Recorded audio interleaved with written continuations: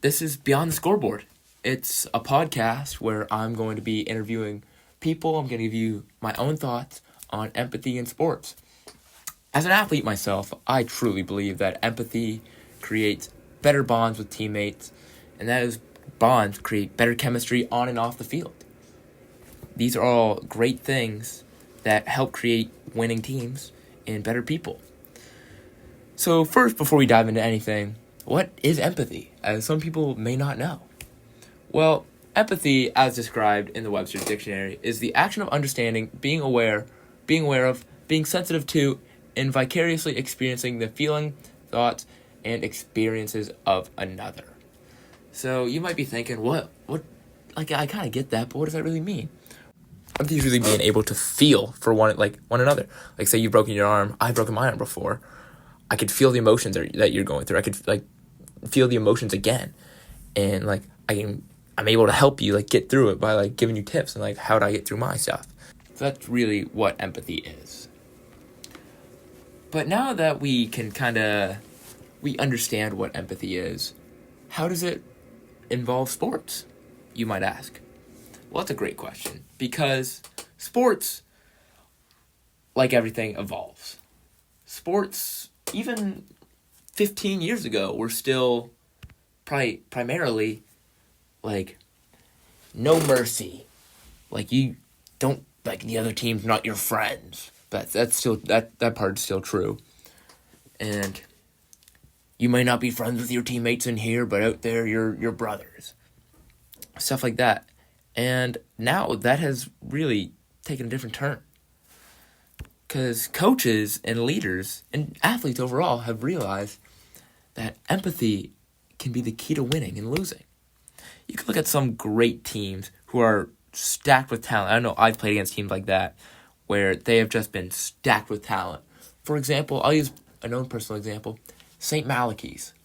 In the provincial finals, we played St. Malachy's. It was 3-3 going into overtime. And you look over at the other bench, and they're real, all right, we're ready to go, but they're kind of getting at one another. Be like, no, we should do this. No, we should do this. But if you take a peek at over our bench, we were calm, cool, collected. We believed in one another. We had been through so much that year as a team that we came together, we bonded, we could empathize with one another. So we knew what the players on the ice were going through. As I was on the bench, as it was overtime in the provincial finals, I was not going to see the ice. But yeah, we just knew what each other were going through, and we could help out one another. I looked to one of the guys on the ice, Cole. I'm like, hey man, just deep breaths. I know what you must be feeling. You got the game could be on your stick. The season could be on your stick. Just breathe, man. We got you. And I feel though that really calmed him down, and he went on to be assist on the provincial finals winning goal. So that's just an example. So when you can make those bonds together with your teammates, you can't have a winning program without those bonds. Like previously mentioned, you can have the most skill in the world, and yes, you're gonna win games, but it's really not gonna be meaningful wins, as you're not gonna want to share it with your teammates. So empathy can help you win more games, but it also makes sports more enjoyable, as you have people to share it with. Your brothers are on your team. They're not just brothers on the ice. Your brothers off the ice, or brothers and sisters.